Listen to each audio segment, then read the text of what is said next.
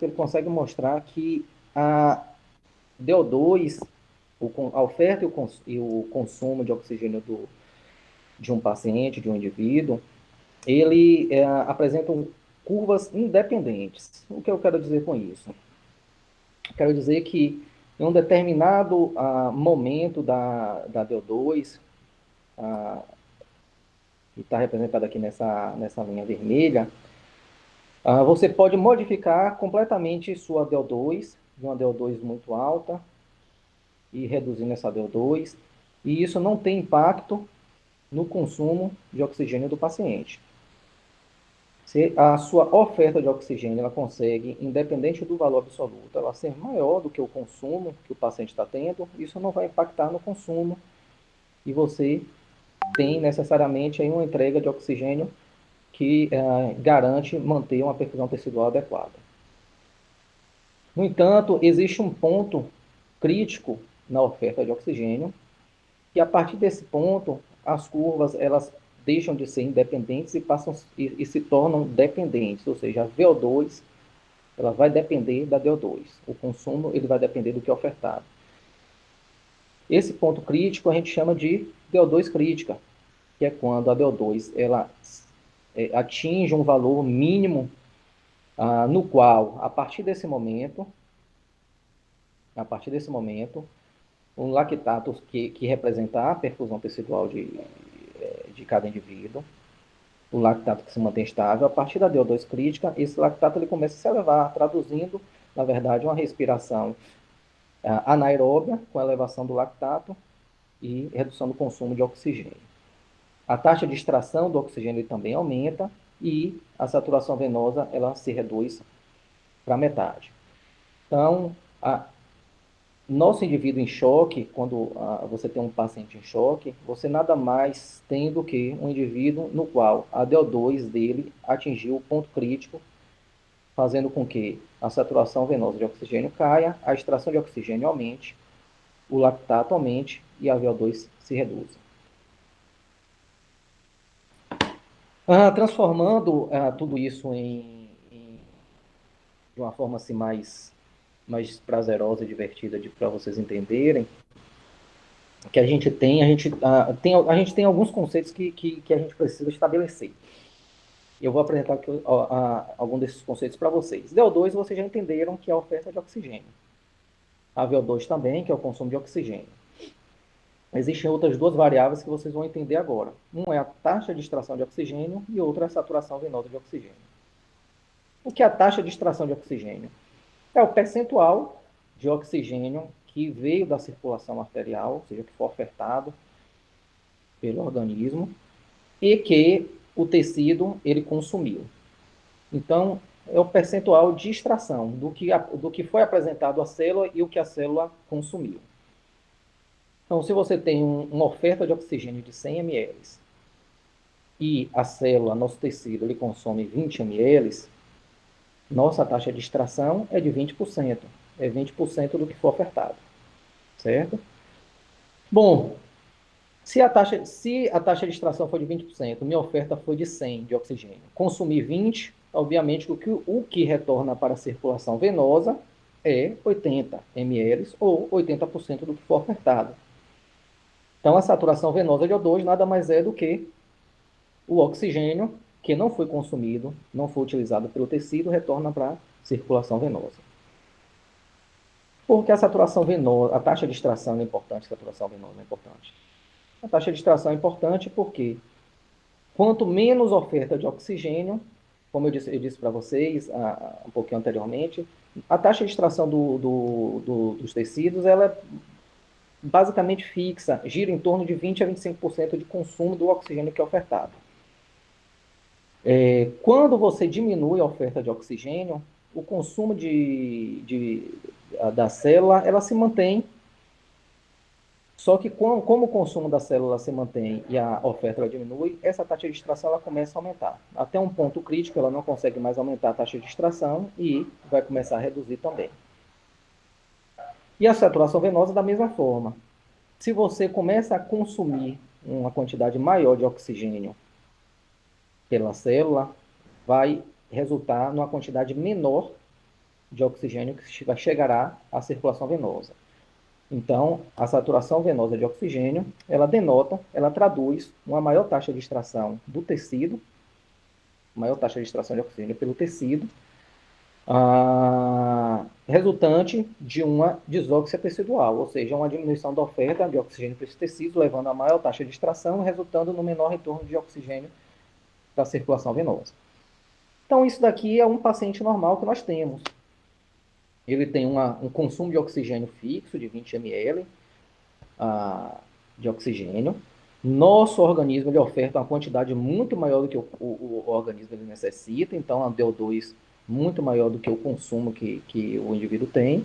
E a gente tem uma taxa de extração de 20%, a saturação venosa em torno de 80%, ou seja, uma saturação venosa acima de 65%, que é considerada normal. E aí nós pulamos para uma situação à frente. Um indivíduo que está num quadro de infecção, fazendo febre, taquicardia. E aí você percebe que nosso indivíduo ele continua com um consumo de oxigênio de 20 ml por minuto. No entanto, a oferta de oxigênio desse indivíduo ele caiu de 100, que ele estava ofertando, para 40. Mas veja, eu só consumo 20, estou conseguindo ofertar 40. Eu oferto mais do que eu consumo. Mas houve uma queda da oferta de oxigênio. Então, chega a 40 ml de oxigênio no tecido, 20 é consumido, minha taxa de extração agora ela passa a ser 50%. Ela era 20, passa a ser 50. E o que chega de oxigênio ao sangue venoso começa a cair, porque 50% foi extraído, só vai chegar 50% agora. Então, percebam que à medida que o paciente ele vai se agravando dentro do estado de choque, existe uma independência das curvas de DO2 e VO2, porque uma independência, porque apesar de eu ter reduzido o consumo, ou a oferta, meu consumo não foi impactado. Ele continua em 20, não houve impacto. Mas a gente percebe que tem alguma coisa errada, porque a taxa de extração aumentou e a saturação venosa começou a cair. E aí vem essa situação em que eu tinha um consumo de O2 pela o tecido de 20. A oferta de oxigênio, ela não é mais 40, ela é de 10, ou seja, uma oferta de oxigênio menor do que o consumo que o tecido necessitava. Então, nesse ponto aqui, as curvas de DO2 e VO2, elas deixam de ser independentes e passam a ser dependentes. Existe uma DO2 crítica aqui que foi atingida. Ou seja, o que eu estou ofertando para o tecido é menor do que ele necessita. Portanto, o tecido ele que consumia 20, ele vai consumir 10 ml de oxigênio, ou seja, ele vai extrair todo o oxigênio do sangue carreado pelo sangue arterial e a saturação venosa dele vai tendendo a zero. Então veja o que acontece. Meu paciente ele vinha piorando, mas ele tinha ainda curvas independentes de O2 e VO2. Apesar de piora, a DO2 crítica não havia sido atingido. Provavelmente o lactato dele aqui ainda era normal. A partir do momento que a DO2 crítica atinge, meu consumo ele passa a ser limitado pela minha oferta. Eu só vou consumir o que for ofertado. E aí eu tenho uma taxa de extração máxima e uma saturação venosa mínima. Esse é nosso paciente com choque. Existe uma situação ainda pior do que essa situação aqui, que é quando eu tenho um DO2 que continua de 10 ml, só que agora o consumo de oxigênio pelo meu tecido não está mais sendo consumido aquilo que está sendo ofertado. Ele está consumindo menos do que foi ofertado. A taxa de extração voltou a cair e a saturação venosa voltou a aumentar. Será que esse paciente está melhorando? Porque a saturação venosa subiu, a taxa de extração caiu.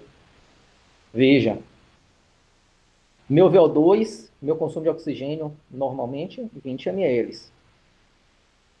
Meu consumo de oxigênio aqui, ele foi reduzido porque eu consumo só o que é ofertado. A oferta aqui continua a mesma, mas meu consumo caiu. Por que caiu? Porque minha célula não está mais capturando oxigênio. Por que minha célula não está mais capturando oxigênio? Porque a partir daqui não houve uma intervenção adequada no paciente. Houve uma lesão mitocondrial. Essa lesão mitocondrial levou a um dano celular irreversível e a morte celular. Então, mesmo chegando pouco oxigênio ao tecido, esse oxigênio deixou de ser consumido porque houve morte celular, a taxa de extração ela se reduz e a saturação venosa aumenta. Então, um sinal de um paciente grave com saturação venosa elevada é de ineficiência na extração de oxigênio pelo tecido em decorrência de lesão celular irreversível. Esse cenário aqui é um cenário completamente irreversível, impossível de salvar um doente no estado de choque. Ok? Ah, outra coisa importante de vocês entenderem é que choque ele é diferente de hipotensão. Entenda que choque, como a gente falou, em nenhum momento a gente falou de pressão arterial. A gente falou que o choque é um desbalanço entre o que é ofertado e o que é consumido pelo tecido. É a incapacidade de conduzir oxigênio suficiente para o consumo celular. A gente não falou em nenhum momento de pressão, porque choque é diferente de hipotensão. Tudo bem? Pressão arterial, ela é um produto do débito cardíaco pela resistência vascular sistêmica. Dessa maneira, eu posso ter um paciente com um débito cardíaco muito reduzido e, contrabalanceando esse débito cardíaco muito reduzido, uma resistência vascular aumentada. E esse paciente aqui, ele apesar de um débito cardíaco muito reduzido, em estado de choque, ineficiência na oferta de oxigênio ao tecido, esse paciente ele pode ter uma pressão arterial normal. Então veja que eu nunca vou dar um diagnóstico de choque no paciente em decorrência de estar vendo numa monitorização o paciente hipotenso. Ok? O paciente ele pode estar normotenso e hipertenso e estar em choque.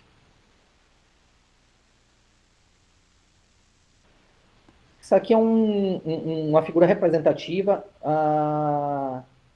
de todo o processo de circulatório do nosso paciente. Então veja que a gente tem a entrada do oxigênio, que é feita pela circulação pulmonar, pulmão e circulação pulmonar. A oferta de oxigênio, que é feita através da nossa bomba, recebendo o sangue oxigenado da circulação pulmonar e levando para a circulação sistêmica esse sangue oxigenado. E nesse caminho entre pulmão, coração e tecido, a gente tem os vasos sanguíneos. Qualquer ponto desse diagrama, dessa figura, que gere um obstáculo para a oxigenação, um obstáculo para o bombeamento adequado do sangue para o tecido, a gente pode ter uma situação de choque. Tá certo? Então veja, quais são os tipos de choque que nós temos?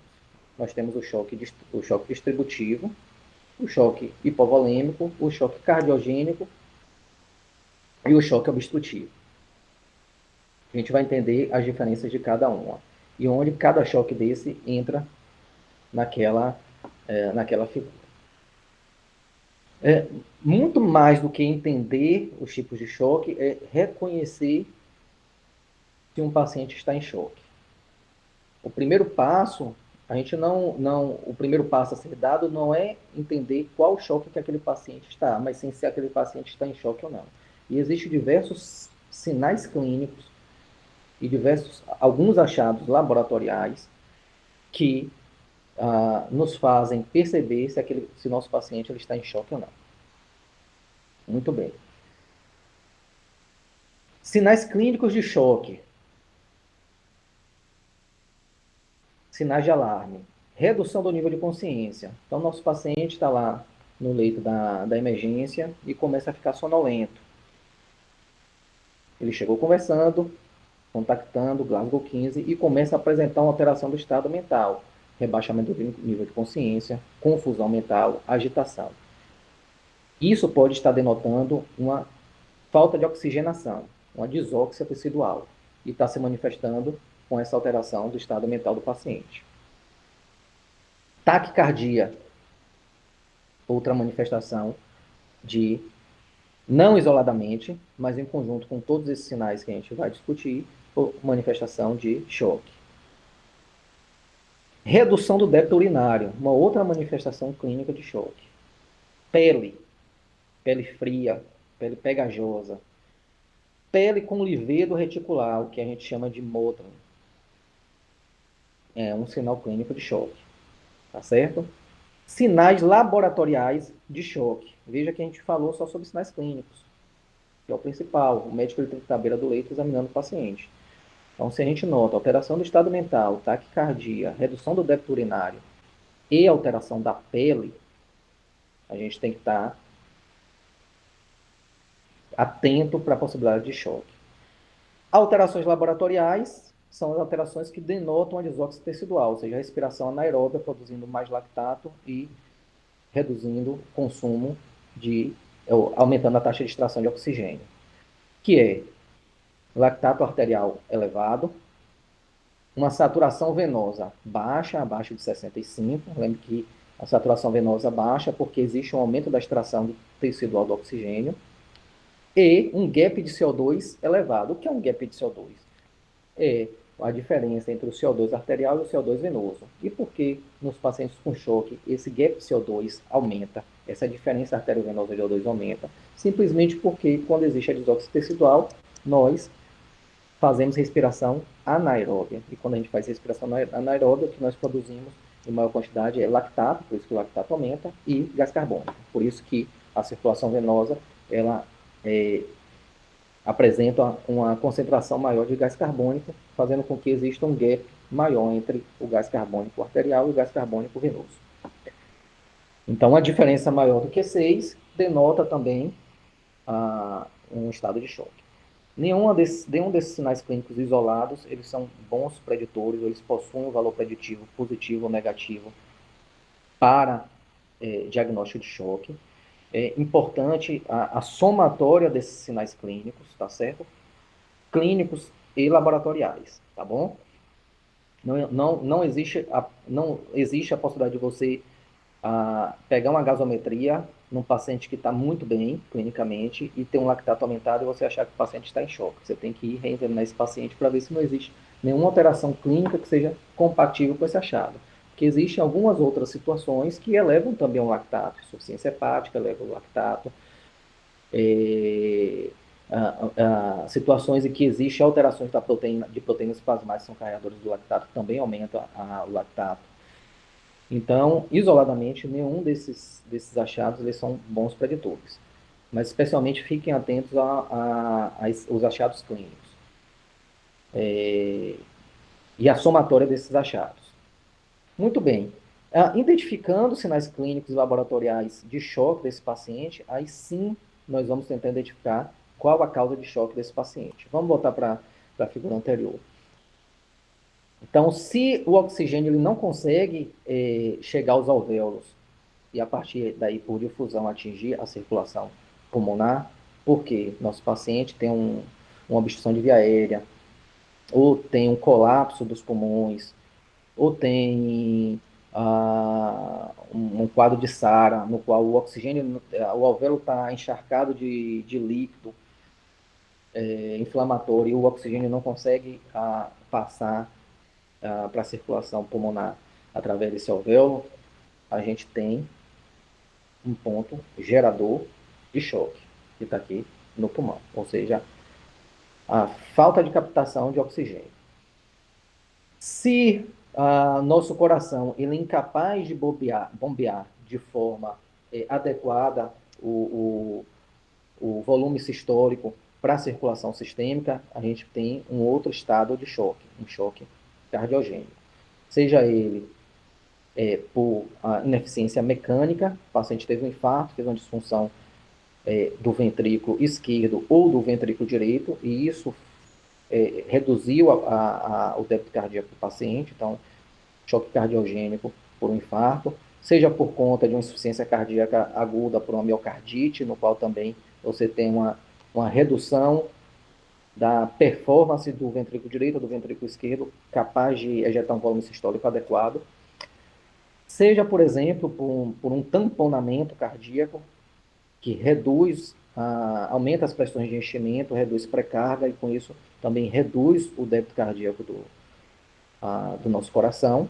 Seja por situações também de embolia pulmonar, no qual você também reduz a pré-carga das câmaras esquerdas, porque existe uma obstrução do sangue em algum ponto entre o ventrículo direito e o ventrículo esquerdo, fazendo com que o sangue não chegue numa quantidade suficiente ao ventrículo esquerdo, isso reduzindo também o débito cardíaco e, com isso, a oxigenação tecidual.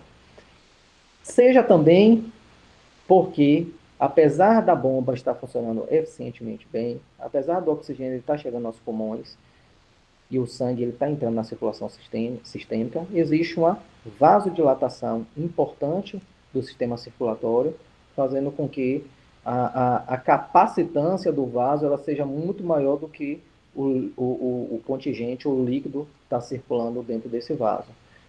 Então, isso também reduz a quantidade de oxigênio que vai chegar aos tecidos. Isso é um choque distributivo, né? Você tem uma vasodilatação muito grande do sistema circulatório, incapaz de fazer com que o sangue circulante ele consiga preencher bem esses vasos e causar uma pressão de enchimento para que o tecido ele seja oxigenado.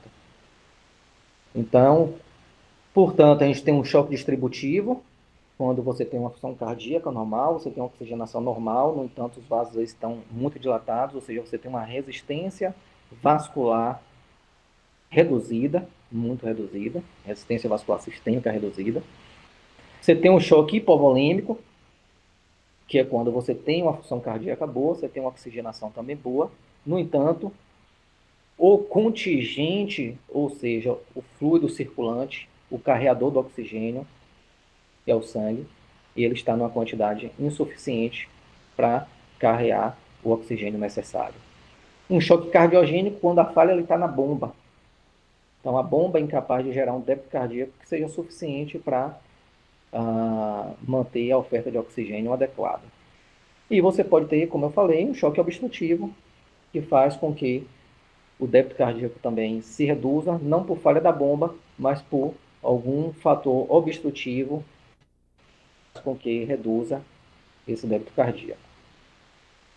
A maior parte dos pacientes em choque, eles terão um choque distributivo, especialmente choque séptico. Um percentual muito pequeno dos choques distributivos são não sépticos, aí vai ser especialmente choque neurogênico, tá certo? 16% dos pacientes em geral têm um choque cardiogênico. Isso depende muito da UTI do hospital que você trabalha. Por exemplo, eu trabalho em um hospital que é referência em cardiologia, então certamente eu tenho uma quantidade muito maior de choque cardiogênico do que os 16% de um hospital geral. 16% de choque hipovolêmico, por exemplo, um hospital de trauma certamente vai ter um percentual muito maior de choque hipovolêmico, né? Pelas questões relacionadas ao trauma, perda de sangue, desidratação e tudo mais. E choque obstrutivo realmente é um percentual pequeno, muito menor das causas de choque.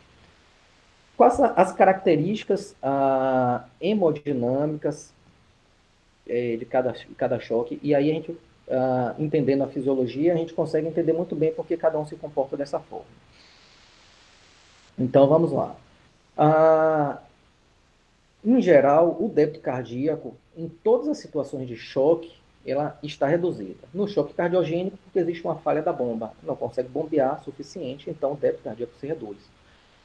No hipovolêmico, existe uma redução do débito cardíaco também não por questão de bomba, mas por questões de pré-carga, ou seja, de volume. O paciente ele tem um volume reduzido, então, por mais que a bomba ela funcione bem, se ela não consegue captar uma quantidade de sangue suficiente, ela também não vai injetar uma quantidade de sangue suficientemente necessária para a oxigenação. O choque obstrutivo, da mesma forma.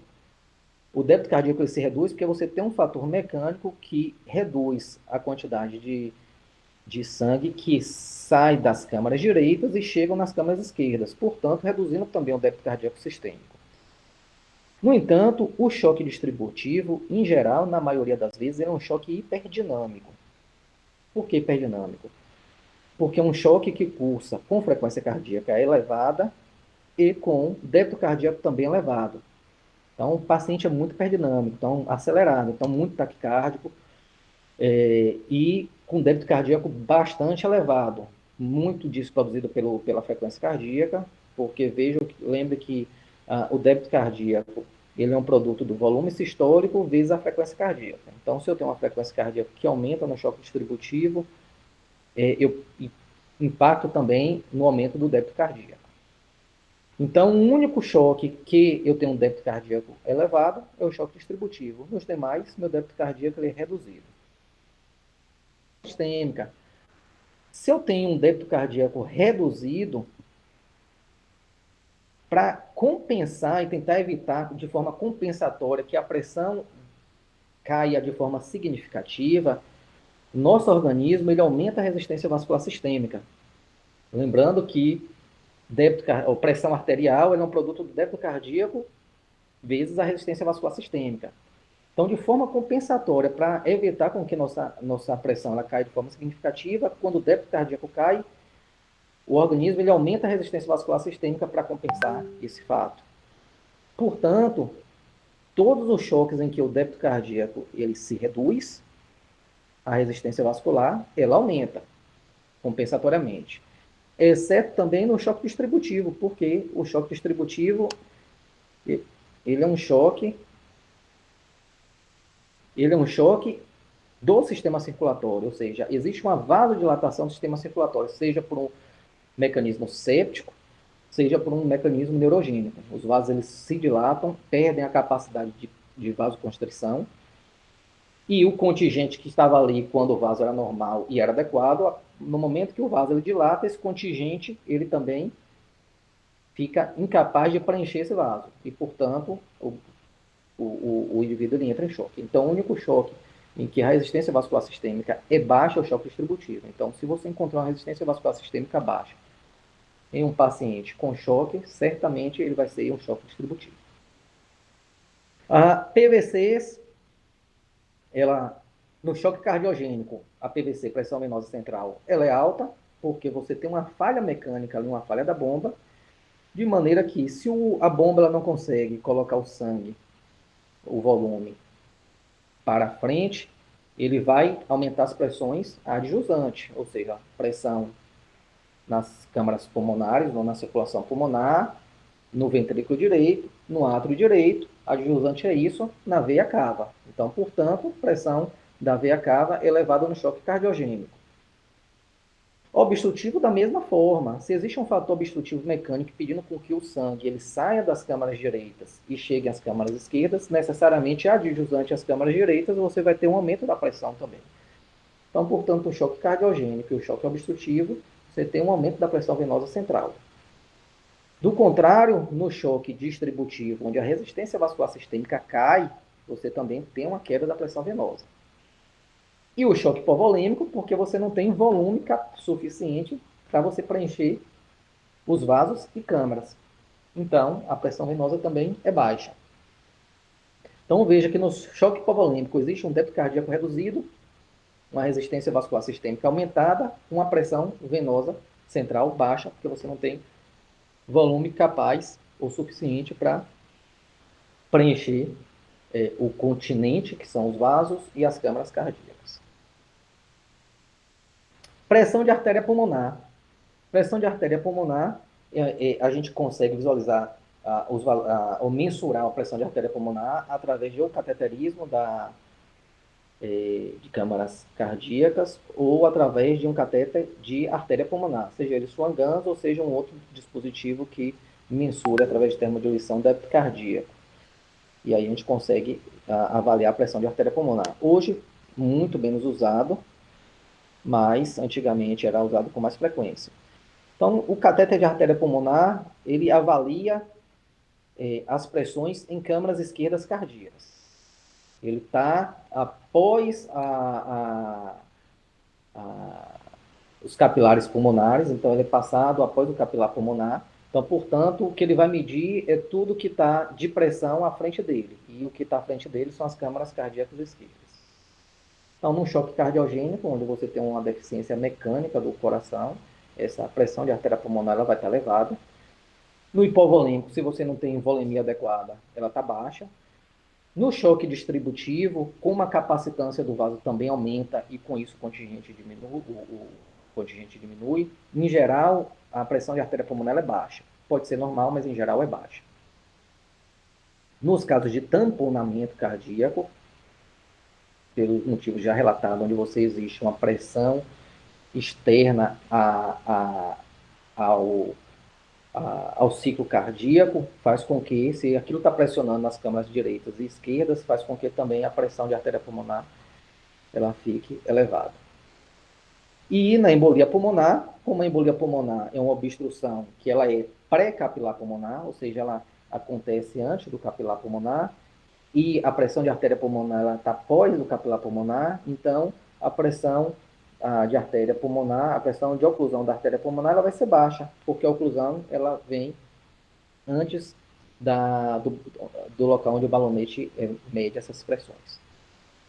Então, se as câmaras cardíacas esquerdas na embolia pulmonar ela tem pressões baixas, porque não tem volume chegando ali, então significa que a pressão de oclusão da artéria pulmonar também é baixa. E aqui são as situações em que eu falei para vocês de saturação venosa central, onde a saturação venosa central em praticamente todos os estados de choque, ela é baixa, à exceção do choque distributivo, onde você tem um débito cardíaco alto, uma saturação venosa. Se o débito cardíaco alto está chegando muito oxigênio ao tecido, então a saturação venosa ela também fica alta. Espero que tenha ficado entendido essa parte. E aí a gente vai agora para cenários práticos. Boa parte dos choques, vocês não vão ter muita dificuldade em definir a causa, tá? Em definir que o paciente está em choque e qual a causa desse choque. Veja bem, caso clínico número 1, paciente masculino, internado há 5 dias na enfermaria de clínica médica, começa a 48 horas com episódio febril, leuco começa a subir, paciente começa a apresentar uma redução do débito urinário, ou seja, esse paciente está em choque, pele pegajosa e hipotensão. Está em choque esse paciente. Eu tenho vários critérios clínicos de definição de choque desse paciente. Ele tem redução do débito urinário, pele pegajosa, hipotensão. E esse paciente ele começou a 48 horas com febre. Qual a causa do choque desse paciente? É um choque cardiogênico? É um choque obstrutivo? É um choque hipovolêmico? Não, esse paciente é um choque distributivo. A causa é séptica. O paciente começou a se infectar 48 horas, não houve um tratamento adequado da infecção, ou não houve tempo hábil para um tratamento adequado da infecção, e esse paciente começou a evoluir com desóxido tecidual e choque. A causa, sepsis. Outro paciente, um paciente masculino de 65 anos, admitido na emergência com infarto, com supra de ACP, foi trombolizado esse paciente. 12 horas depois, esse paciente começa a apresentar taquicardia, sudorese, redução do nível de consciência e um lactato muito alterado. Sinais clínicos, taquicardia, reduzir o nível de consciência, laboratorial lactato de 12. Não existe nenhuma dúvida de que esse paciente nosso está chocado. O paciente ele chegou com a história de infarto, foi trombolizado 12 horas depois e evoluiu com choque. Qual a causa do choque desse paciente? Não existe muita dúvida que é um choque cardiogênico. Mas veja esse terceiro caso. Sexo feminino, 50 anos, internada por conta de descompensação do lúpus. Começou a apresentar um quadro de uma dispneia leve, que foi progredindo e estava em investigação. 2 horas antes de evoluir com o quadro atual, começou a apresentar mal-estar, foi evoluindo com taquicardia, uma pele fria, pegajosa, hipotensão, um lactato de 10. O paciente não tem história de infecção, não teve febre, leuco normal, não teve alteração de marcadores. Qual é o tipo de choque dessa paciente? Aí aqui começa a ficar um pouquinho mais difícil da gente saber. E por esse motivo que a gente precisa de métodos que nos auxiliem a entender qual o estado de choque que esse paciente se apresenta através de suas diversas interfaces, tá certo? Alguns quadros de choque, como vocês viram, é muito fácil a gente entender e diagnosticar, para outros não tão fácil, e aí às vezes a gente precisa entender melhor aquelas variáveis que a gente estava vendo, débito cardíaco, resistência vascular, pressão de artéria pulmonar, saturação venosa central, para nos auxiliar em que situação, a depender se o débito cardíaco está aumentado, se a resistência vascular está reduzida, se a saturação venosa está aumentada, nos guiar para a definição de qual choque está ocorrendo naquela situação. Ou, através de exames, ou através de métodos diagnósticos que utilizam, no caso aqui, o EVMIL, utilizam um catéter de artéria pulmonar através de termodiluição, dando todas essas variáveis, resistência vascular, sistêmica, pressão venosa central, índice cardíaco e débito cardíaco, saturação venosa central. Ou através de um método mais antigo, também muito bom, que é através do catéter de Swan-Ganz, onde a gente tem parâmetros também muito parecidos, métodos diferentes, mas com interfaces que são parecidas, que nos apresentam as mesmas informações, ou através de métodos não invasivos, ambos aqui são métodos invasivos, e através de um método não invasivo, que é o ecocardiograma, no qual você pode, através não de números, mas através de imagens e números, também ter a possibilidade de definição com a facilidade e uma ajuda um pouco maior do estado de choque do paciente. Atualmente, o ecocardiograma, atualmente não, mas na última década, o ecocardiograma ele vem ganhando muito espaço, pela facilidade, porque já dizia o ditado, né? Mais vale uma imagem do que 1000 palavras. Então, às vezes a imagem ela consegue te passar uma informação muito mais fidedigna do que você tentar interpretar o quebra-cabeça que são todas essas variáveis, né? Na resistência está alta, o débito cardíaco está baixo, saturação, deixa eu ver que choque é esse. Então, às vezes a imagem ela já consegue te definir com muito mais rapidez e auxiliar muito melhor no diagnóstico. Então, o ecocardiograma vem ganhando na última década enorme espaço. Hoje é considerado, através da última força-tarefa europeia para o diagnóstico e manejo de choque, o método diagnóstico de primeira escolha para a definição do choque nos pacientes críticos. Então, veja, aquele paciente que nós falamos, o terceiro caso, da paciente Luca, começou a evoluir com quadro de dispneia progressiva e culminou com um estado de choque. Foi feito um ecocardiograma, e aí, com o ecocardiograma, rapidamente a gente consegue definir qual foi a causa do choque do paciente, que choque se trata aquele caso. Então, aqui é uma coração. Vou tentar voltar à primeira imagem, pausar. Para quem não está habituado com o método, uma pausa. Uma janela. Aqui é um ecocardiograma transtorácico normal. Aqui é um corte paraesternal, tá certo? Onde você vê o coração longitudinalmente. Aqui a gente tem a aorta. Aqui a gente tem o átrio esquerdo com a válvula mitral aqui. Aqui é o ventrículo esquerdo. A câmara acima do ventrículo esquerdo é o ventrículo direito. Então, o que a gente vê aqui é um coração.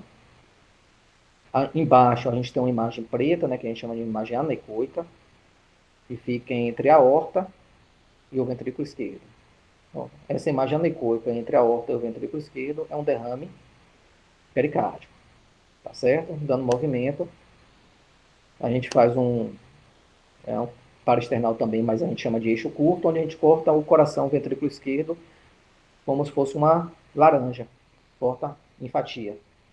E aí a gente vê o ventrículo esquerdo aqui, redondinho, né? Cortado como se fosse uma fatia de uma laranja, o ventrículo direito aqui em cima. A gente nota que o ventrículo direito não tem dilatação, o ventrículo esquerdo também não tem dilatação.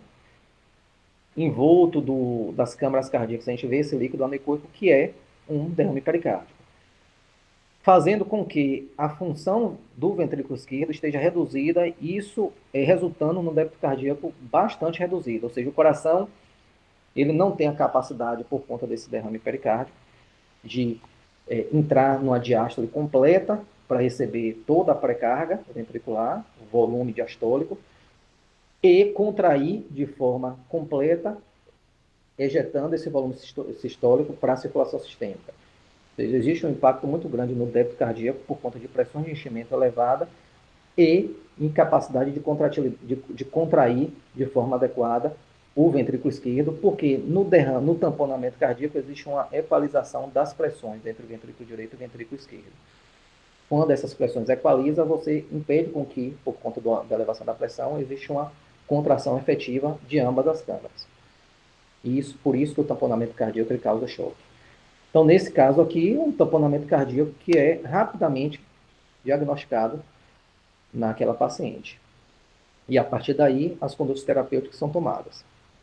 Veja que sem esse método, a gente teria muita dificuldade de entender, ou até entenderia com um tempo de processamento muito maior.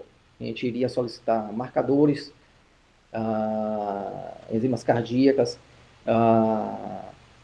iria checar se esse paciente tinha algum sinal clínico de infecção, iria pensar na possibilidade também de um TEP para essa paciente, e aí, de repente, até se o paciente apresentar um score de Wells elevado, trombolizar essa paciente sem, de fato, ter certeza de que essa paciente, o choque dessa paciente, apesar de ser obstrutivo, não é por tamponamento, ou não é por TEP, mas sim por tamponamento.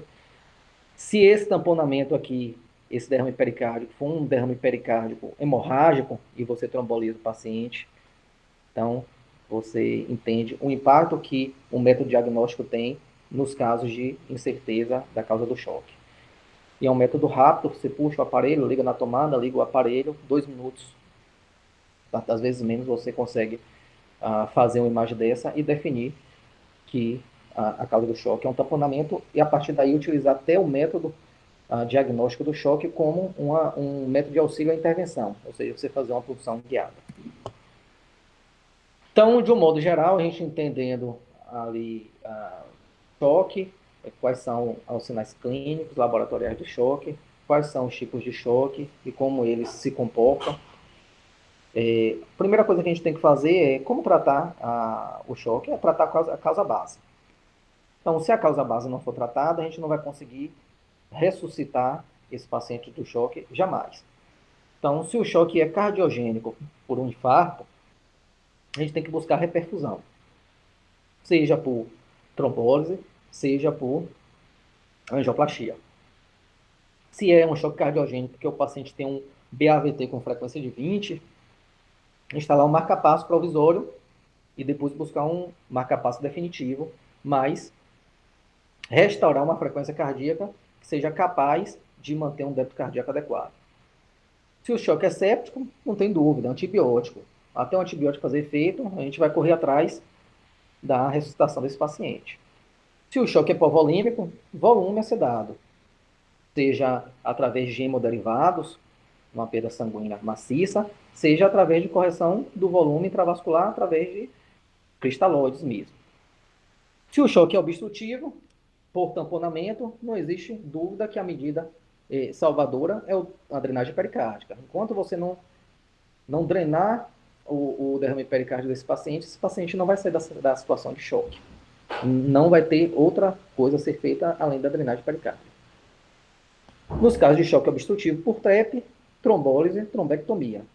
Porque todo TEP que leva a um choque, o tratamento é necessariamente trombólise. Se a trombólise não puder ser feita ou se não for efetiva, uma trombectomia. Então, tratar a causa de base. Até o tratamento efetivo da causa de base ser feito, aí existem diversos manejos que podemos iniciar no paciente para tentar manter um suporte hemodinâmico e corrigir a hipoperfusão tecidual desse paciente, tá certo? E como é que eu vou fazer isso? Lembra do primeiro slide lá nosso, de fisiologia. Quando a gente está em choque, a gente tem um desequilíbrio entre o que é ofertado de oxigênio e o que é consumido. No estado de choque, a gente aumenta o consumo e diminui a oferta. Então, eu preciso aumentar minha oferta de oxigênio para fazer com que nosso paciente restabeleça uma oxigenação tecidual adequada e, com isso, consiga ter uma reserva para aguardar o tratamento definitivo da causa do choque dele. Então, portanto, se eu preciso aumentar a minha oferta de oxigênio, eu preciso aumentar minha DO2. Para aumentar minha DO2, eu preciso, se eu já tenho uma hemoglobina ou um oxigênio facilmente identificado e não é o fator de causa do choque, eu vou precisar interferir no meu débito cardíaco. Mas, bom, Patrick, como é que eu vou saber qual é o melhor débito cardíaco para o meu paciente? A pergunta não é qual é o melhor débito cardíaco para o seu paciente. A pergunta é se o débito cardíaco do seu paciente ele está sendo adequado para manter a oxigenação tecidual. Se ele não está sendo adequado, a gente vai precisar aumentar o débito cardíaco. E aí a gente vai aumentar o débito cardíaco até conseguir restabelecer essa oxigenação. E, com isso, reverter a desóxia tecidual, uma perfusão tecidual. Mas muito bem, como é que eu vou saber isso? Eu tenho que perguntar ao meu doente. Qual é o débito cardíaco necessário para a gente poder manter uma oxigenação tecidual adequada? O débito cardíaco ele não é fixo, ou seja, Patrick, o débito, eu ouvi dizer que o índice cardíaco, né, que é o débito cardíaco dividido pela superfície corporal, ele precisa ser maior do que 1,8. Não. Débito cardíaco habitualmente abaixo de 1,8, o índice cardíaco habitualmente abaixo de 1,8 é um índice cardíaco baixo. Mas se eu tenho um paciente com índice cardíaco de 1,8 e esse paciente ele não tem nenhuma alteração clínica ou laboratorial que denote choque, esse débito cardíaco ele é suficiente para esse paciente. Veja essas situações. A gente tem um paciente A, um paciente B e um paciente C. O paciente A ele tem um débito cardíaco de 4 litros por minuto. O paciente B ele tem um débito cardíaco de 2 litros por minuto. E eu tenho um paciente C que tem um débito cardíaco de 6 litros por minuto. Se eu perguntasse a vocês qual é o pior paciente avaliando o débito cardíaco, certamente vocês me diriam que o pior paciente é o paciente B, que tem um débito cardíaco baixo, 2 litros por minuto. E o melhor paciente, certamente, é o paciente C. Ele tem 6 litros por minuto de débito cardíaco. Mas se eu colocar as situações aqui para vocês, vocês vão perceber que o paciente que tem o melhor débito cardíaco, na verdade, é o seu pior paciente. O paciente que tem um débito cardíaco de 2 litros, ele está com uma temperatura de 36 graus, tem uma frequência cardíaca de 70, frequência respiratória normal, o lactatozinho dele normal, 1,2. Ou seja, esse débito cardíaco de 2 litros é suficiente para manter perfusão tecidual para esse paciente. No entanto, o paciente lá com 6 litros de débito cardíaco por minuto, ele nesse momento ele tem uma temperatura de 39 graus, 125 de frequência, taquipneico, 28 incursões por minuto e tem um lactato de 6. O débito cardíaco aqui de 6 litros por minuto, ele está sendo suficientemente adequado para manter a perfusão tecidual num paciente que está febril, taquicárdico, taquipneico? Certamente não. Então, esse paciente ele vai precisar de um débito cardíaco maior do que isso para a gente tentar estabelecer uma perfusão tecidual adequada. Então, o débito cardíaco não existe número fixo. Toda vez que você quiser saber qual é o melhor débito cardíaco, pergunte ao seu paciente. Tá certo? Seu paciente ele pode ter um débito cardíaco de 6 litros por minuto e está mal perfundido, e ele pode ter um de 2 litros por minuto e está muito bem adequado do ponto de vista de oxigenação tecidual. Então, lembrando que para a gente interferir no débito cardíaco, o débito cardíaco é um produto do volume sistólico versus a frequência cardíaca. Como é que eu vou interferir no meu volume sistólico? A frequência cardíaca a gente já sabe. A gente utiliza inotrópico, aumenta a frequência cardíaca, a gente pode passar um marca-passo, aumentar a frequência cardíaca, mas como eu aumento o meu volume sistólico, que é minha pré-carga? O volume sistólico nada mais é do que a pré-carga. Eu tenho três formas de aumentar o volume sistólico. Eu tenho como aumentar o volume sistólico através de aumento da pré-carga. Eu tenho como melhorar meu volume sistólico através da redução da pós-carga. E eu ainda posso aumentar meu volume sistólico aumentando a contratilidade do ventrículo esquerdo. Então, eu tenho três formas de atuar aumentando o volume sistólico, com isso, aumentando o débito cardíaco. Lembrando, mostrando para vocês o que é pré-carga e pós-carga e porque isso altera o volume sistólico. Pós-carga é a pressão da circulação sistêmica que está à frente do volume sistólico. Ou seja, o ventrículo esquerdo ou o ventrículo direito, habitualmente o ventrículo esquerdo, ele contrai contra uma pressão circulatória, que é nossa pressão arterial sistêmica. Quanto maior a pressão arterial sistêmica, maior vai ser o esforço do ventrículo esquerdo em gerar uma contração capaz de ejetar uma quantidade suficiente de volume.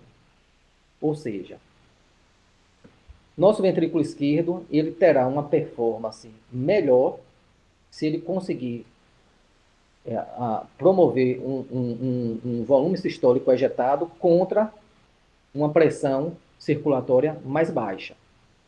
O trabalho e a performance dele serão melhores. Então, essa pressão circulatória, que a gente chama, é a pós-carga, ou seja, a pressão que está após o ventrículo esquerdo.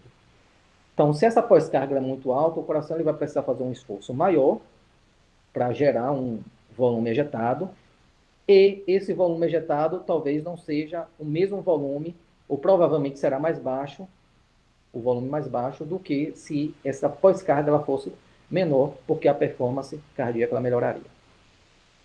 Em relação à pré-carga, a pré-carga é todo o volume de enchimento do ventrículo direito. Ou seja, lembrando da lei de Frank-Starling, quanto maior o estiramento da fibra miocárdica do ventrículo direito, ou seja, quanto mais o ventrículo direito ele enche e estira essa fibra, maior será a força de retração dessa fibra, produzindo um volume sistólico maior. Tá certo?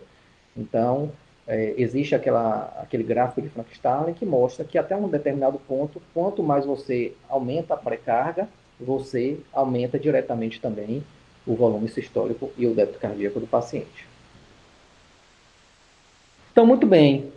Se eu consigo incrementar, a gente já entendeu que eu preciso para melhorar o volume sistólico, preciso melhorar a pré-carga, aumentar a pré-carga, reduzir pós-carga e melhorar a contratilidade. Não necessariamente os três ao mesmo tempo, mas vocês têm as três possibilidades para fazer isso. Em relação à melhora da pré-carga e melhora da contratilidade, a gente tem duas intervenções que nós podemos fazer. Um é corrigir a volemia, melhorando a pré-carga, ou seja, dando volume para esse paciente e com isso aumentando o volume diastólico final, estirando mais a fibra do ventrículo esquerdo, aumenta a contratilidade dessa fibra e produz um volume sistólico maior. Outra é melhorando a contratilidade do ventrículo esquerdo, ou seja, agindo diretamente na força contrátil do ventrículo esquerdo, sem necessariamente aumentar a pré-carga do paciente, ou seja, aumenta a força contrátil, aumenta a frequência também, com isso eu produzo um volume sistólico maior. Mas aí o que é que eu faço? Eu faço a dobutamina, faço o volume, faço os dois, né? Então veja bem, esse daqui é a curva de Frank-Starling que eu falei há pouco para vocês. É uma curva que ela nada mais é do que ela mostra que o ventrículo esquerdo, até um determinado ponto, quanto mais você estira, quanto você mais aumenta a pressão de enchimento nesse ventrículo esquerdo, mais você aumenta o volume ejetado, ou seja, o stroke volume e o volume sistólico. Isso vai até um determinado ponto dessa curva.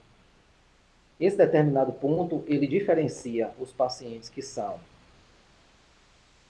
nessa área, pré-carga responsíveis, dos pacientes que são, nessa área, pré-carga não responsíveis.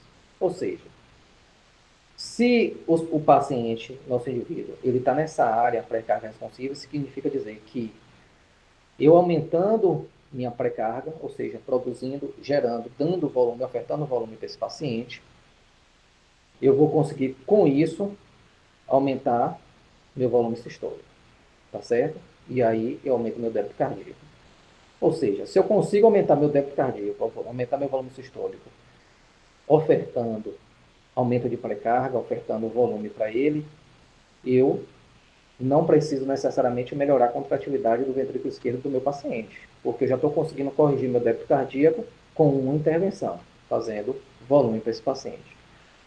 No entanto, a partir do momento que meu paciente ele não está mais nessa área, ou não está nessa fase que a gente chama de fase pré-carga responsiva, o fluido responsivo, ele está nessa parte aqui, que é fluido não responsivo ou pré-carga não responsiva. Aqui não adianta eu ofertar volume para ele, porque se eu ofertar volume, eu não vou ter impacto positivo no volume sistólico. Às vezes eu caio até o volume sistólico. E vou ter diversas outras consequências, como acúmulo de água no pulmão, tempo de internamento e ventilação mecânica prolongada e morte.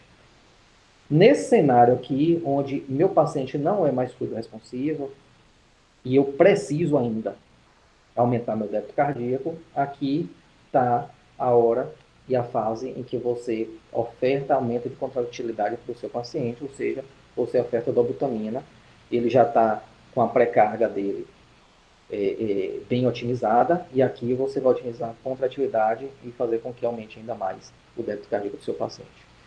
Essa figura traz outra informação também importante, esse gráfico traz outra informação importante. Muito se questiona sobre fazer volume no paciente que tem insuficiência cardíaca. Mas o paciente tem insuficiência cardíaca, então eu não posso fazer volume. É uma grande meia-verdade, na verdade, isso aí. Por quê? Todo e qualquer paciente, seja ele com função ventricular normal, seja ele com a disfunção ventricular leve, ou seja ele com a disfunção ventricular importante, ele tem sua fase pré-carga responsiva. Ele tem sua fase que é responsiva a volume. No entanto, como a gente nota aqui, quanto mais disfunção ventricular esse paciente apresenta, menos volume, menor é o volume capaz de gerar aumento do volume sistólico. Então veja que o paciente com insuficiência cardíaca severa, a quantidade de volume que eu oferto para ele sair da fase pré-carga responsiva para a fase não responsiva é muito menor do que no paciente que tem uma insuficiência cardíaca discreta e muito menor do que o paciente que tem uma função ventricular normal. O paciente que tem uma função ventricular normal, eu posso dar até praticamente 175 ml e eu consigo aumentar o volume sistólico, enquanto que o paciente com disfunção ventricular grave, 125 é meu limite e mesmo assim o impacto que eu tenho no volume sistólico também é menor. Mas entendo que todos os pacientes eles são pré-carga responsivos, no entanto, quanto maior a disfunção ventricular, mais cuidado você deve ter na realização da correção da pré-carga. E quando você opta por realizar a correção da pré-carga, ou seja, fazer o volume, pedir para a enfermeira, faz 500 ml de volume, não é feito de uma maneira aleatória. Cai 2.000 aí que daqui a 2 horas, 3 horas eu vou voltar para ver como é que está o paciente. Quando você voltar para ver como está o paciente provavelmente vai estar aí com gesto, com insuficiência respiratória, e você vai ter que entubar e tudo mais. Então, assim, existem fases para a correção da pré-carga, ou seja, para o desafio volêmico desses pacientes. Essas fases elas foram estabelecidas por Jean-Louis Vincent, num trabalho feito em 2016, que é muito didático e realmente mudou como a gente enxerga o processo de ressuscitação volêmica do nosso paciente em choque. Existem 3 fases, 4 fases, na verdade, né? Uma fase de salvamento, uma fase de otimização, uma fase de estabilização e uma fase que pouco se falava e a gente começou a olhar com melhores olhos, que é a fase de retirada. Então, nosso paciente que recebe uma ressuscitação volêmica, ele passa por 4 fases. A fase de salvamento é aquela em que você tenta corrigir os dados vitais do paciente. Então, você faz o volume a fim de estabelecer uma pressão arterial média ali acima de 65, você tenta hemodinamicamente deixar o paciente numa situação melhor. Então, é uma fase que você não vai mensurar muito dados de variáveis dinâmicas através da utilização das diversas interfaces que a gente falou, né? Seja Swan-Ganz, seja Venil, seja ecocardiograma. Você faz a correção de volume com o objetivo de otimizar hemodinamicamente o paciente, deixar ele numa situação melhor do que a que ele estava. Ou seja, uma pressão média acima de 65, reduzir um pouco a frequência cardíaca dele e tentar estabelecer um pouco mais oxigenação. Você vem para uma segunda fase, que é uma fase de otimização. Aqui a gente começa a utilizar muito daqueles dispositivos que nós falamos, seja o ecocardiograma através da análise das variáveis dinâmicas, né, de variação de volume sistólico, índice de extensibilidade de veia cava inferior, através também do Swan-Ganz ou do Evenil também com as mesmas variáveis, né, todos fornecem as mesmas variáveis de modos diferentes. A gente aqui tenta fazer uma melhor adequação da volemia desse paciente. Aí aqui quando a gente olha esse paciente, eu fiz volume na fase de salvamento. Esse paciente ainda está na fase ainda de fluido-responsividade, pré-carga responsiva, vou fazer mais volume, depois dessa nova ressuscitação, reavalio ele de novo. Ele ainda está nessa fase ainda de responsividade ao fluido, tá melhorando a perfusão, está melhorando a diurese, está diminuindo a droga vasoativa, lactato está clareando, faço mais um pouquinho de volume. E aí eu vejo, ó, de repente ele saiu da fase pré-carga responsiva, ele agora está na fase não responsiva. Então, nessa fase que a gente faz esse ajuste fino. Opa, está na fase agora não responsiva, não cabe mais volume. Ele ainda está precisando de ressuscitação ou a gente já conseguiu adequar a oxigenação tecidual dele? Ó, conseguimos adequar a oxigenação tecidual, não precisa fazer mais nada. Ó, a gente ainda precisa melhorar ele um pouquinho mais. Então, aqui a gente vai agora para a dobutamina.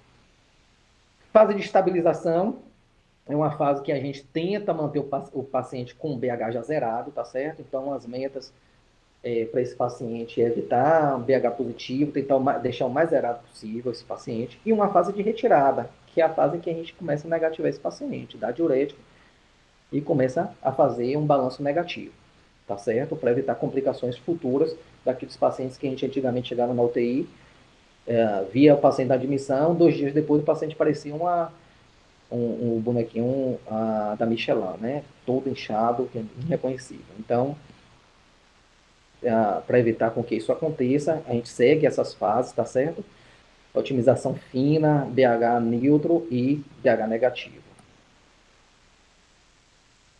Bom, falando em suporte hemodinâmico e já perto da gente concluir, então, além daquilo que a gente falou sobre a otimização da perfusão tecidual através da identificação de se o paciente ele ainda está na fase pré-carga responsiva, de fazer volume, e identificando uma fase já não pré-carga responsiva, fazendo dobutamina para esse paciente, para otimizar ainda mais o débito cardíaco. Existem outras condições também que a gente deve atuar nesse paciente, tentando otimizar da melhor forma possível a hemodinâmica desse paciente. Então, se o paciente ele está muito hipotenso, eu não vou esperar fazer volume para esse paciente para ir corrigindo a hipotensão desse paciente e daqui a 1h30 esse paciente, e após o volume que eu fiz, esse paciente ele consiga chegar numa PM de 65. Não. Eu entro com droga com vasopressor junto com a otimização volêmica do doente. Então a noradrenalina ela entra simultaneamente. A gente corrige, estabelece uma meta de pressão arterial média, geralmente aí acima de 65, tá certo? E à medida que a gente for corrigindo a desóxido tecidual, certamente a necessidade de droga vasoativa vai reduzindo e a gente vai diminuindo ou até retirando o vasopressor. Vasopressor de escolha noradrenalina, vasopressor associado vasopressina. Hoje em dia a gente praticamente não usa mais a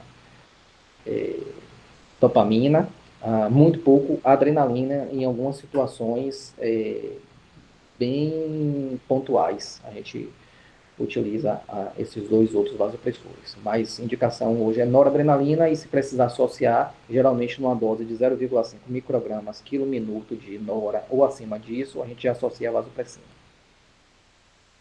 Como eu falei com vocês, uma outra forma de otimizar o volume sistólico do débito cardíaco é reduzindo pós-carga. Então, se meu paciente ele não está no estado de hipotensão, a utilização de um vasodilatador tipo nipridil, ela reduz pós-carga e vai melhorar meu débito cardíaco. Qual a situação que isso acontece? Imagine meu paciente com infarto agudo do miocárdio, bomba ruim, tá certo? Resistência vascular bastante aumentada. Então, meu coração ele já tem uma mecânica ineficiente. Eu tenho uma resistência vascular aumentada, ou seja, eu tenho uma pós-carga aumentada. E meu paciente está com desóxido tecidual.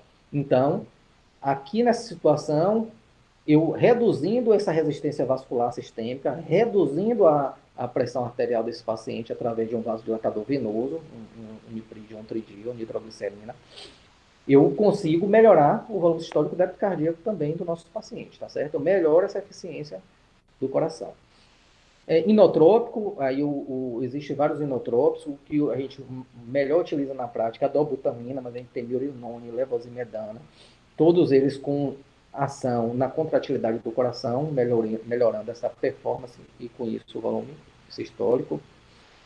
E utilizando alguns dispositivos de assistência a depender dos estados de choque. Balão intraórtico, eu acho que todo mundo já ouviu falar ou já viu, né? É um dispositivo que a gente coloca na via de saída do ventrículo esquerdo, né? Na verdade, no cajado da aorta. Esse dispositivo é um balão que infla e desinfla dentro do ciclo diástole e sístole. Então, toda vez que o paciente ele entra em sístole, o ventrículo esquerdo ele entra em sístole, esse balão ele desinsufla, fazendo com que ocorra um efeito ventro e venturi, né? E isso é como se aspirasse o sangue, ajudasse a aspirar o sangue do ventrículo esquerdo para a circulação sistêmica. Então, melhorando o débito cardíaco. Ao passo que na diástole ele insufla novamente esse balão, como se fosse uma salsicha. Na diástole ele insufla novamente. Isso empurra a coluna de sangue que está adjusante a ele, empurra essa coluna dentro do período de diástole, né? E faz com que melhore o enchimento das artérias coronárias. Então, melhora o enchimento coronariano, que o enchimento coronariano ele se faz na diástole. Isso ajuda mecanicamente em situações especialmente de choque cardiogênico, tá certo? Em outras situações de choque não existe benefício. No choque cardiogênico, o benefício ele é extremamente discutível, mas existe essa possibilidade de uso, tá bom? Hoje em dia, o que se vem falando muito em voga é a utilização de membrana de circulação extracorpórea, né, conhecida como ECMO. Para os casos de choque circulatório, a ECMO ela precisa ser veno-arterial, ou seja, ela transpassa a circulação pulmonar e cardíaca, tá bom? Então, o sangue ele vai para um dispositivo externo e é oxigenado, ou seja, transpassa o pulmão, né? Ele é oxigenado nesse dispositivo externo e através da bomba ele é jogado novamente na circulação sistêmica. Então, ele passa o coração e o pulmão e aí é como se fosse uma ponte para decisão terapêutica nos pacientes em que tiver alguma indicação de transplante ou para melhora clínica, tá? E existem outros dispositivos também de coração artificial, Impella, HeartMate, e aí são dispositivos para que contribuem mais nos pacientes com insuficiência cardíaca, classe funcional, com indicação já de transplante. E aí esse paciente ele consegue ter um tempo maior, ou para decisão, um tempo para realmente conseguir o doador. Bom, então entendendo tudo isso que a gente falou, o que a gente quer no final é tirar nosso paciente dessa situação clínica aqui, onde ele tem um ADO2 de 40 ml, um consumo de 20, uma taxa de extração de 50, uma saturação baixa, um lactato alto, uma diurese abaixo de meio ml quilo hora, né, que é o ponto de corte que a gente considera uma diurese reduzida, e a pele com esse livido, esse modeling que a gente chama. Está numa fase 5, que é o pior, né? Você vê desde a raiz da coxa até o final da perna você vê esse módulo. Isso aqui denota uma situação de má perfusão tecidual absurda.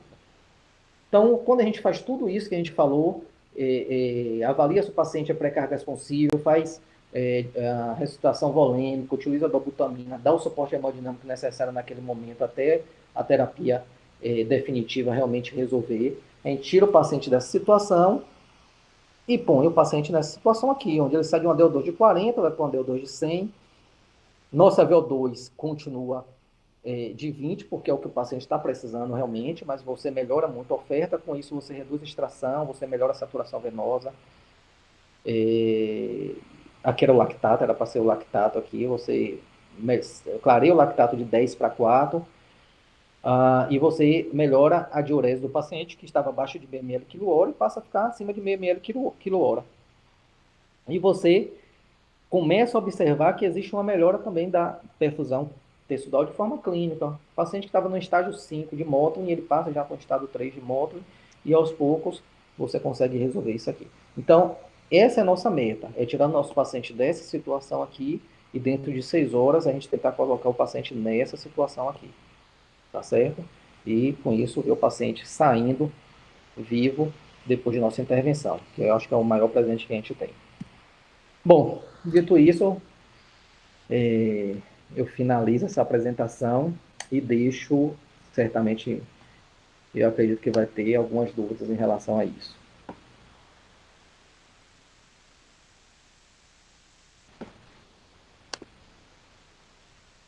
Opa, eu aqui.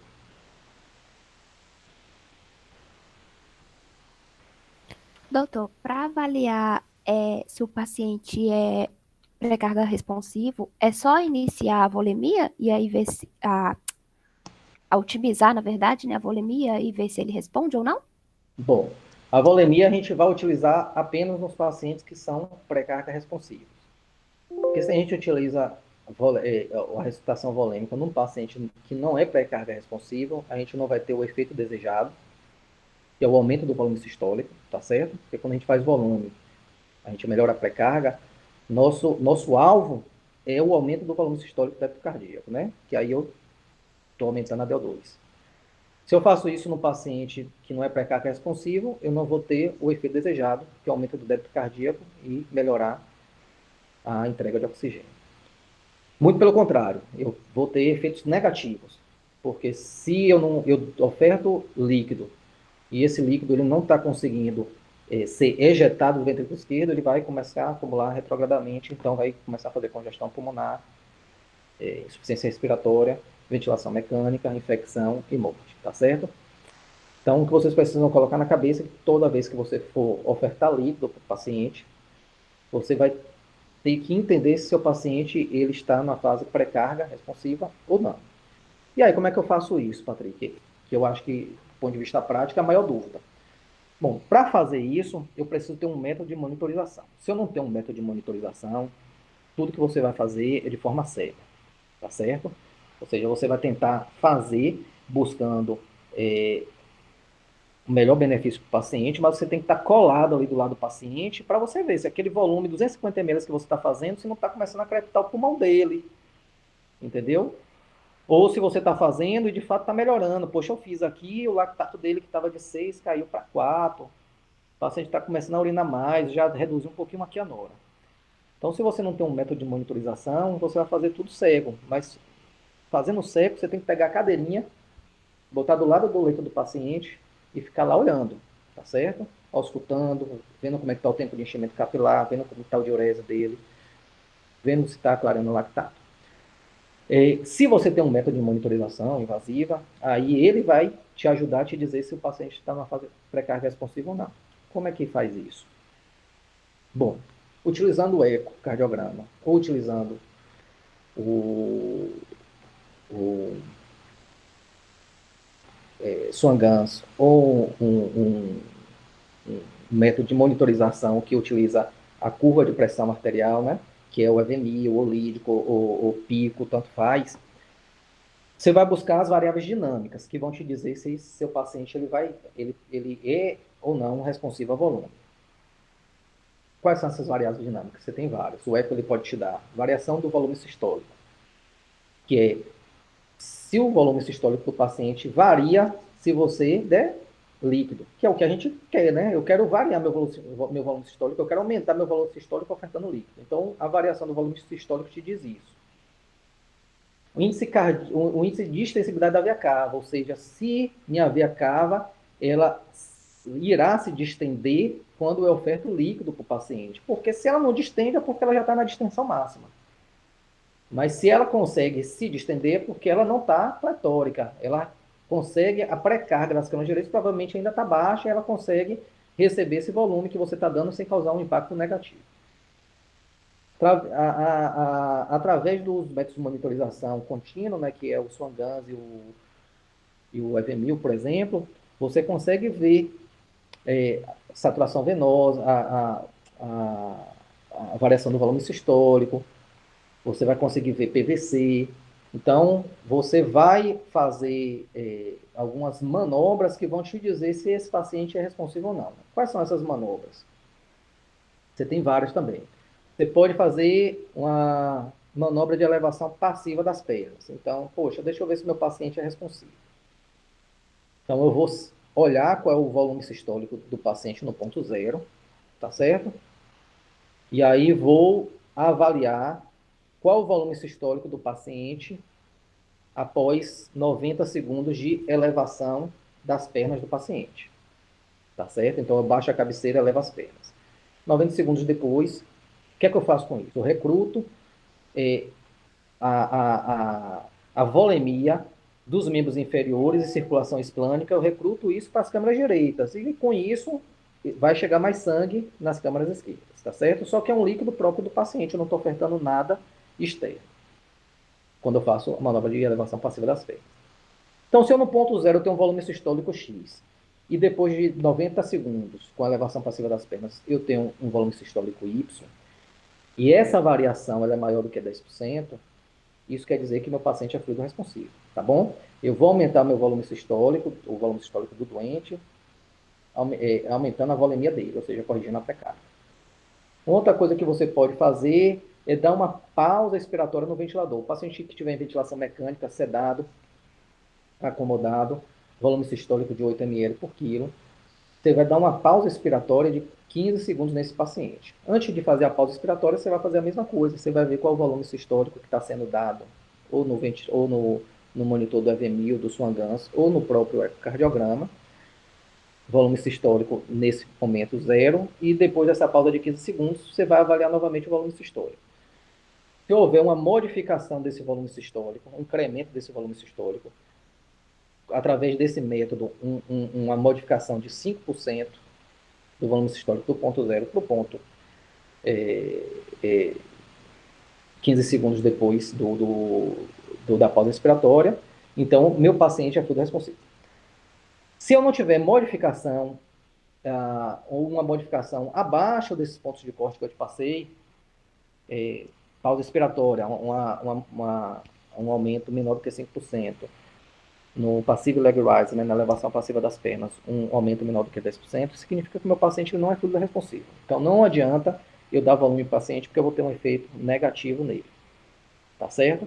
E por isso que a gente chama isso de variáveis dinâmicas. Então, toda vez que vocês ouvirem falar de variáveis dinâmicas, é porque existe uma dinâmica para você conseguir essa informação. Uma dinâmica de fato, né? Porque você tem que pegar o paciente em dois pontos diferentes da curva, tá certo? Tem que pegar num ponto zero e após uma determinada manobra, você pegar ele num ponto Y. E ver se houve diferença após essas intervenções que você faz. Por isso que a gente chama de variáveis dinâmicas.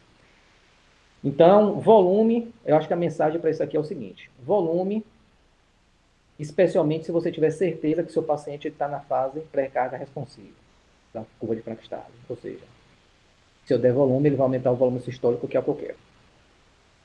Se você tem certeza que ele não está na fase pré-carga responsiva, não faz volume. Você vai fazer qualquer outra coisa. Você vai fazer dobutamina, tá certo? Você vai reduzir pós-carga do paciente, você vai fazer uma outra intervenção que não seja volume. Se você não tem como medir, avaliar as variáveis dinâmicas do paciente, aí é o que eu falei. Você pega a cadeira, bota do lado do paciente, aí você pode dizer, ó, faz um pouquinho de volume aqui, e aí vai vendo como é que o seu paciente vai ficando, tá certo? Certo, doutor. Esclareceu bastante a dúvida. Obrigada. Nada. Mais alguma dúvida, gente?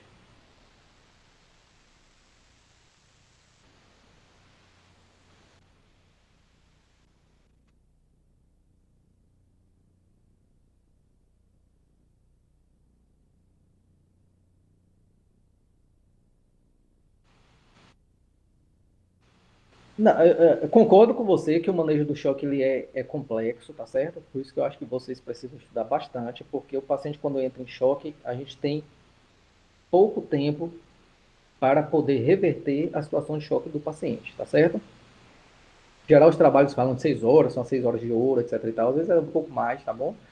Mas entenda que ah, naquele diapositivo que eu coloquei de vocês mostrando as correlações entre DO2, VO2, extração de oxigênio e tudo, chega um momento em que você limita tanto a oferta de oxigênio, que seu consumo ele começa a reduzir, e a partir daí você pode ter lesão celular irreversível.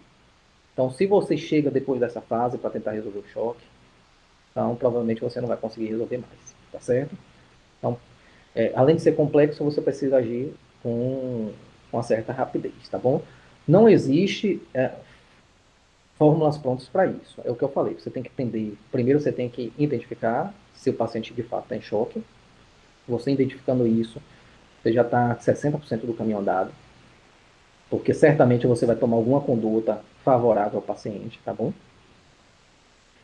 Você precisa, depois disso, entender qual é a causa do choque, porque aí, a partir de você entender que choque é aquele, você vai tentar oferecer o melhor tratamento possível. Se você entende que o choque é séptico, você vai garantir, pelo menos, que o paciente ele vai usar antibiótico. Se você conseguir identificar que é uma embolia pulmonar, você vai trombolizar o paciente. Então, se identificar que choque é aquele responsável pela situação ali do doente, eu acho que é o segundo ponto, segundo passo mais importante, tá certo? Terceiro passo é identificado que o paciente está em choque, identificado a causa do paciente e realizado o tratamento definitivo do paciente, você vai dar o tratamento de suporte. E aí o tratamento de suporte vai ter que integrar tudo isso que a gente falou. Garantir a hemodinâmica do paciente. Então, primeira coisa, se o paciente está hipotenso, você vai ter que entrar com droga vasoativa. Primeira escolha, Nora. Garantir que a pressão média dele, pressão arterial média dele, fique pelo menos acima de 65 milímetros de mercúrio. Garantido uma estabilização hemodinâmica do paciente, aí você vai ter que garantir a estabilização perfusional, que é garantir, adequar a oferta de oxigênio ao consumo. E aí vai tudo aquilo que a gente falou. Entender se o paciente é pré-carga responsiva. Se você entende, identifica, faça volume no paciente. Tá certo? Se o paciente ele não é pré-carga responsivo ou deixou de ser pré-carga responsivo e ainda precisa ainda de uma adequação da DO2, dobutamina, melhora a contratilidade dele. Tá certo? Então aí vai. Então você vai. É uma situação, toda situação de choque, não é uma situação que você vê o doente quando você chega no plantão e só vê o doente novamente quando você está sendo plantão. Não. É um paciente que a cada momento você vai ter que estar reavaliando. É aquele paciente que você vai ficar do lado. Primeiro para ver se a intervenção que você fez está gerando o resultado que você quer. Tá certo? E se está gerando o resultado que você quer, até quando você vai gerar aquela intervenção? Porque chega um momento que você pode dizer, não, pô, meu paciente melhorou, não preciso mais fazer isso. Tá? Eu não preciso mais fazer volume do paciente, eu não preciso mais colocar dobu, tá? Eu já posso tirar, começar a desmamar na hora dele. Então, basicamente isso. Eu acho que segue esses três steps, identificação do choque, identificação da causa do choque, por conta do tratamento definitivo, que é muito importante. Por exemplo, se você tem um paciente com tamponamento e você não drenar o derrame pericárdico dele, não tem suporte que você ofereça que esse paciente consiga sobreviver. Tá certo? E depois você ofertar o suporte hemodinâmico e o suporte perfusional. Lembrando que dentro disso aí a gente falou pouco, mas você tem que garantir que o paciente ele tem uma oferta de oxigênio adequada, então Se ele está saturando baixo, está com hipoxemia, você ofertar um catéter de O2, uma máscara, ou mesmo entubar o paciente, você tem que garantir o delivery de O2, a entrega. E aí essa entrega ela vai desde a assimilação na via aérea do oxigênio, tá certo? Até a entrega no tecido. Então não adianta você fazer volume para melhorar DO2, colocar Dobuto para melhorar o DO2 e o paciente ele está hipoxêmico. Então você está melhorando a bomba, você está melhorando o carreador do oxigênio, mas você não está conseguindo colocar oxigênio na célula, porque o oxigênio ele não está chegando no tecido, entendeu? Então são coisas assim básicas, mas que a gente precisa ficar atento. Outra coisa é, a gente também falou de volume, como cristalóide, né? Falamos de Dobuta, a gente falou agora do O2. Seu paciente tem uma hemoglobina de 4, não tem volume, não tem dobutamina, não tem oxigênio que você oferte que vai conseguir corrigir a hipoxemia tecidual. Então, você vai ter que ofertar o carreador, que é a hemoglobina, tá certo? Então, tem que transfundir o doente. Então, se vocês pensarem, lembrarem, sempre que para melhorar a DO2, eu vou ter que interferir em três variáveis que são extremamente importantes interligadas: oxigênio, hemoglobina e coração. Você vai sempre lembrar do que você precisa fazer. Você vai garantir que a oxigenação esteja adequada, você vai garantir que ele tenha uma hemoglobina pelo menos razoável, né, para conseguir carregar o oxigênio, e você vai garantir que a volemia e a bomba eh, estejam suficientemente adequadas para corrigir isso.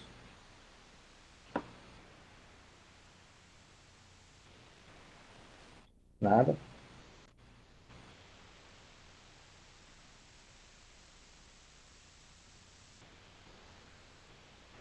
E aí, gente, mais alguma pergunta ou a gente dá por encerrado?